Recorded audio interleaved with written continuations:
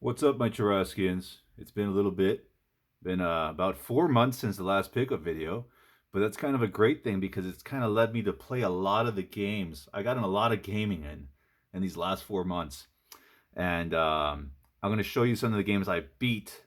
I've actually beaten 6 games out of these pickups, which is kind of cool considering that I think I spent a lot of time collecting and kind of slowed it down to really focus on games I wanted to play. So starting off, this didn't make it last time, so I wanted to show it off. This is a PS2 Logitech wireless controller. It's a chunky boy, but it's really awesome. The feedback is great. You just need to, there's the little dongle for it. Requires some batteries on the back in this compartment. Requires to be calibrated the first time you play it. I really like this little like blue effects underneath the joysticks. Really nice. Got it for a great price. I've already beaten Dark Watch with this game, and it was a lot of fun. Let's put that over here next to Metal Sonic and Bowser, and let's move on to some games. Starting off with what kind of pissed me off, honestly, and Brain Age 2 for the Nintendo DS. Complete in box, got this for about $5. Now there's a tail with this, and you'll see that the second pickup is inside. Uh, a loose copy of Brain Age 1. So when I bought this complete, I played it, and basically, I never realized it until later that this was the game that I bought inside the Brain Age 2 case. So, obviously I can't have that. So I ended up buying a loose copy of Brain Age 2 to put in there, and I keep Brain Age 1 in here until I either find a case for it or just buy a whole other one for probably around $5 also because it's such a cheap game. Why did I buy this? Well, I'm kind of into the DS right now, and I heard someone saying that this was on their list of top DS games. I don't really know why, because I tried to play it, and all this game really did for me was insult me and tell me that I had the brain of a like 60 or 70-year-old man. So that wasn't cool. But other than that, I can see the appeal. If you like Sudoku and stuff on the go, this is probably fun. So I have both games here, the Brainage duology in my collection now, and for next to nothing. So that was great. When I ordered that cartridge alone, also it was like $3. So whatever. All right, let's go on to the next game. We have something neater. It's Sonic Spinball, a complete copy for the Sega Genesis. This is basically pinball, but instead of a pinball machine, you control Sonic. And he goes around, he gets slapped around by the flippers, goes everywhere. He hits some of the enemies, like robotic animal enemies from his games. I heard it was a really, really good Sonic game, and it's not on my multi-cart. So I decided to pick it up when I saw a really minty copy out in the wild. Even has a little hang tab still on there. My boys liked watching it. My sons, they enjoyed watching Sonic Spinball in action because they're big Sonic fans. As some of you may know, apparently Sonic's grasp on the youth is unavoidable right now. He just has like a real niche market with these kids, especially nowadays, and apparently grown men that still buy their Sonic Spinball games 30 something years after it was released. So yeah, Sonic Spinball, pretty cool. All right, next cart, and the last cart, honestly, it is freaking Sky Shark by Taito.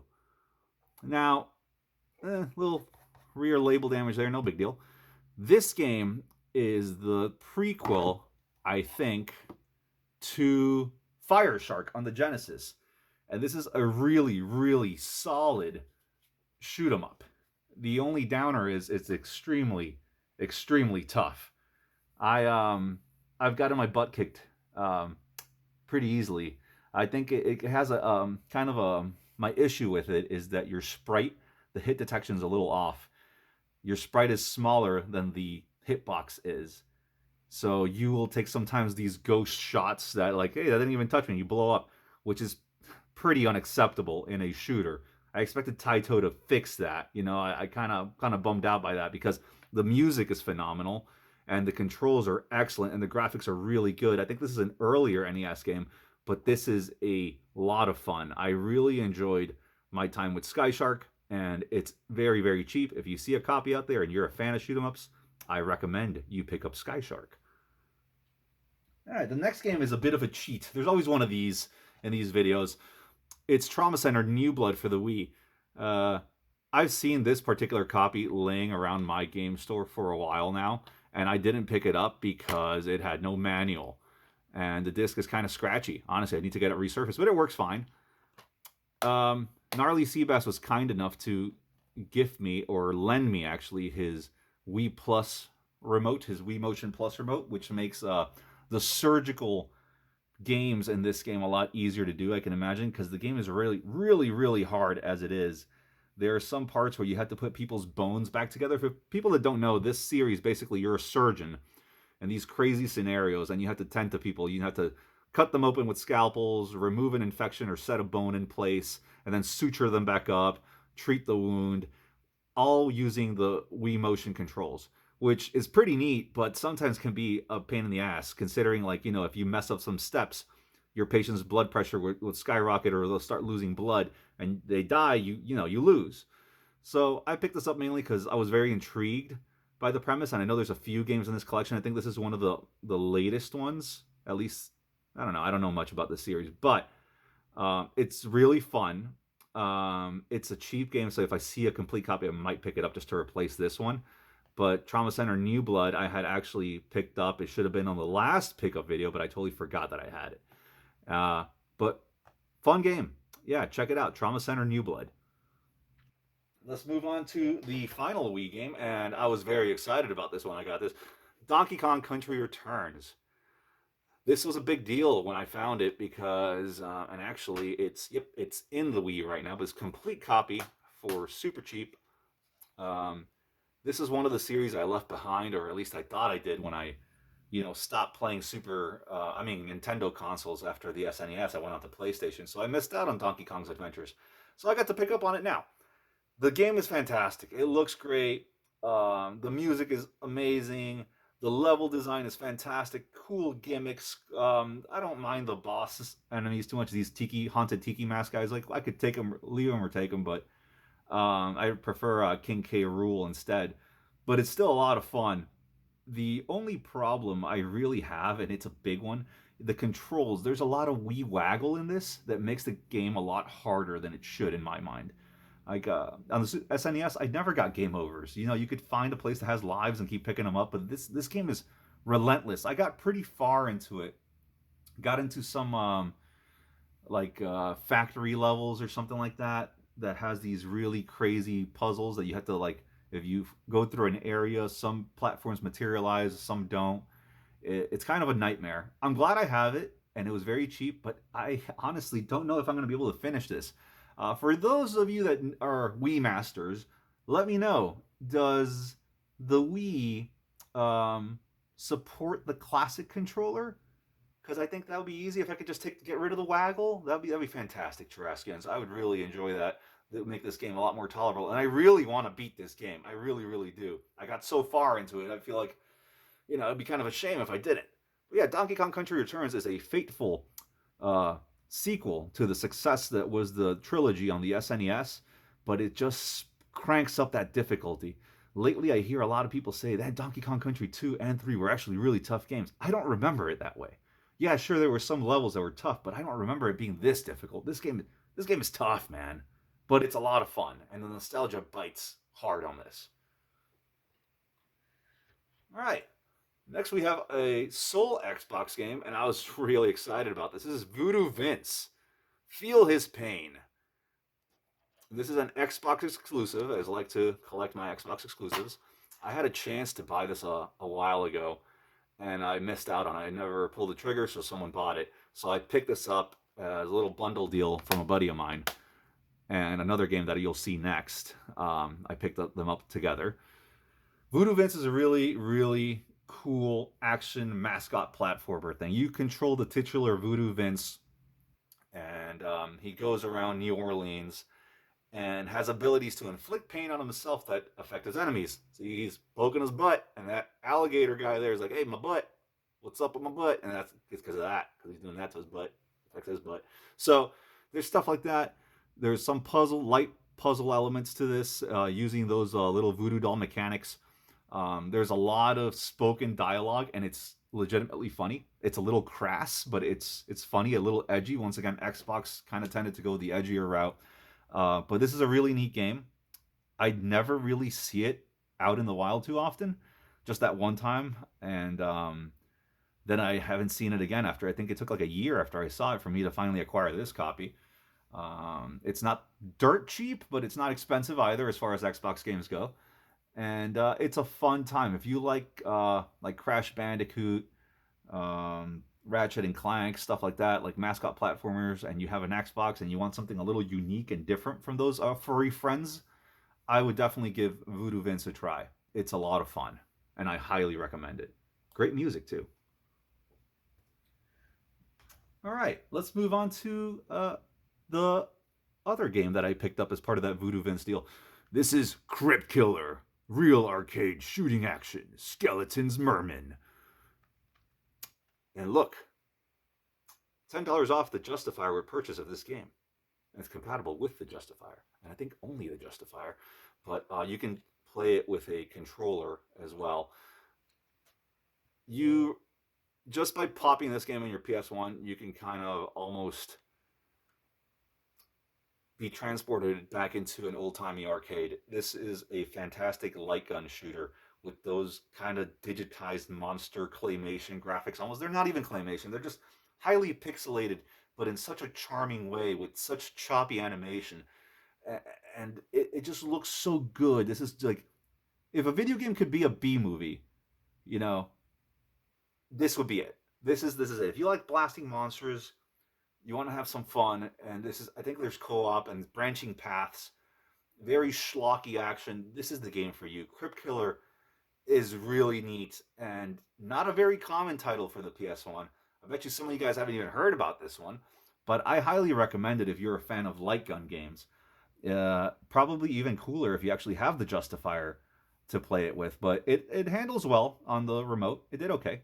I got my butt kicked, but it did well. But it's a really, really fun game, and I'm looking forward to playing this one again, or probably playing it with somebody else maybe. That'll be a lot of fun. Crypt Killer. All right, let's move on to PS3, which I didn't really get anything terribly exciting. Let's start off with Operation Flashpoint Dragon Rising. This game came out, I think, around the time Call of Duty was really firing on all cylinders, and along came this game that I think is the sequel to another one, or is the prequel to another one. There's two games in this series, if I'm correct. This game is basically kind of like Medal of Honor because it's more realistic. Your guy dies in a relatively few hits. You have a squad that you can assign commands to. You can set up airstrikes that take forever to arrive. The combat is a little relentless. Enemies are pretty smart. They hide well. The missions kind of take place. You get airdropped into these random like islands, and you kind of have to just. It's a semi-open world, and you have different objectives to kind of complete. And you go around with your troop of dudes, and just basically complete the objectives. There's not much to it. I heard this was a really underrated game, and when I played it, I was not really impressed. For one, I understand we're not graphical snobs on this channel, especially, but dang, this game looks ugly. This looks like an ugly PS2 game, and the gameplay didn't really grab me. I was looking for something a little bit more laid back. This is too much of a simulation type. It's too. I don't know. This is a tough game. This is a tough game to get into, but it was dirt cheap. I don't really regret it because I was really curious about it. I heard so many good things about this game. But yeah, Operation Flashpoint Dragon Rising gets the meh out of the ratings today. The next one is garbage, and I'm not even going to try to hide that it's garbage. And I'll tell you why. Because it is Aliens Colonial Marines from Wally Mart. The infamous Colonial Marines. This game is hot garbage. I got it mainly because it was like $3 or $4, and that cover kicks all sorts of ass. It really is cool. I'll tell you what, though, the beginning builds a lot of ambiance that's really nice. It sets a nice mood. It's basically it's a first-person shooter where you go into, I think Nostromo is the ship. I don't know. and you shoot up the aliens. I don't remember much about the storylines, sorry. But there are some cool things. Like you'll find the cyborg from Aliens that was cut in half. You'll find like I think the remnants of him or like signs that a struggle happened. There's a scene I think where Ripley shoots a face hugger in the actual movie. You when you go to the infirmary ward in the game, you'll see the gunfire that she blasted. Like it kind of connects the movie to the game and does a really nice job with that. But the enemy AI is so brain dead. These aliens, they just walk up to you and they're like, "Hey, what's up?" And you shoot, you blast them, and it's just kind of garbage. It really is. The graphics are rough. The controls are eh. The only thing that, like I said, is cool. It builds this sense of dread, especially in the beginning. Before you see how stupid the aliens truly are, you're like, "Oh man, the aliens!" And you have the little meter that beeps when you're in close proximity. That's kind of nerve wracking, especially because when you're right on top of the dots and you can't see them because they're crawling in vents and stuff. Like that's neat. But then when they come out and they're like, "Hey," and they're like super awful. They're horrendous enemies. They're terrible. They're bullet sponges and they're stupid and they're just annoying. I almost feel like I'd rather play a walking simulator of Aliens Colonial Marines. This game is it's just not good. Avoid. Please avoid. Nominating Stinker, and here. This is it. Yeah. That's almost not fair, honestly. And the last PS3 game I got, Soul Calibur 4. Churrasco, why are you buying an old Soul Calibur game? You know? Well, dear viewer, it is because this is the last game I need, and this case is kind of wonky, so excuse me while I fiddle with it while I talk to you. This is the last game that I needed to buy back out of everything I've sold. I finally acquired all my games that I've sold to GameStop over the years. This was the last one. This was the last missing piece, and I got it back mainly for that reason. That's the only reason I really picked it up, even though I kind of had a hankering to kind of play it. It was the last Soul Calibur game I bought, and I remember it being really fun, but kind of a letdown in comparison to 3. 3 I just had way too much fun with. But this one was, yeah, it was fun. And I remember the PS3 at the time had Darth Vader, and the Xbox 360 had Yoda. Now later on they released them, and I remember I downloaded Yoda because I wanted to have all the characters, and it was actually kind of funny to play as Yoda, just a little guy. You couldn't, you really, it was kind of difficult because you couldn't you really hit Yoda with some high attacks, and but it was neat. There were Force powers, and Star Killer was in here also from the Force Awakens or Force Unleashed, yeah, Force Unleashed games. Fun Soul Calibur. It was neat, but this was kind of the last game in the series that I ever played or ever bought, and I think it's just because it disappointed me so much in comparison to how good 3 was in my opinion, and 2 was godlike. With that multiple release on all three the GameCube, the PS2, and the Xbox, it was so cool. But yeah, I'm glad I got this back in the collection, and now I don't have any games to buy back that I sold in the past. This was the last one. Hooray! All right, let's keep it rolling here with some PS2 goodness. Let's do that. All right, starting off with Draken or Drakan, the Ancient Gate. I overpaid a bit for this, and sadly, there's no manual in my copy, but a really neat disc that kind of has like a shimmery effect. It's really nice. This is an open world-ish adventure game, kind of like Dragon Age, but you control just the heroine, and later on you can ride your dragon mount and explore different parts of the world.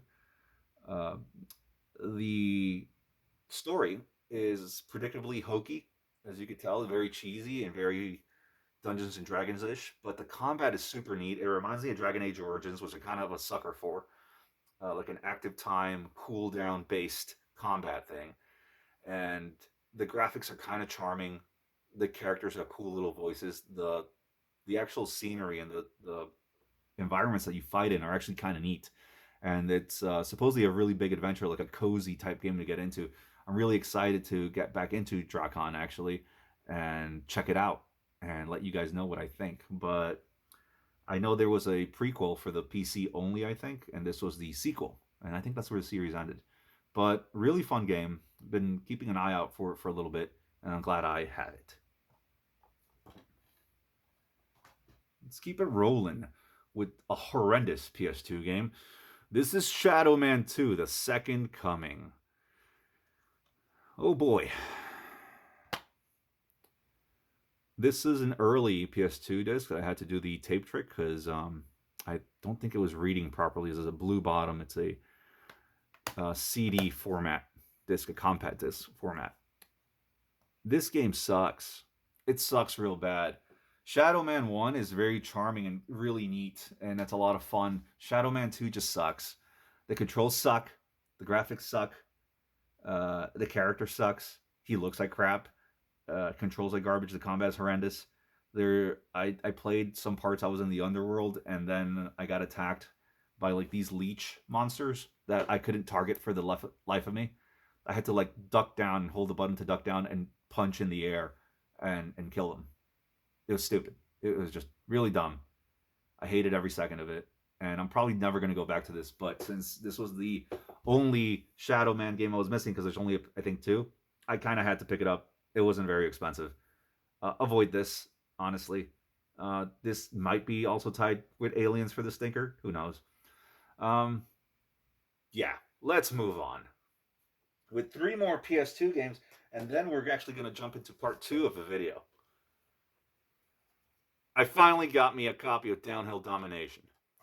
Now that I've acquired this game, I have no more PS2 games on my wanted games list.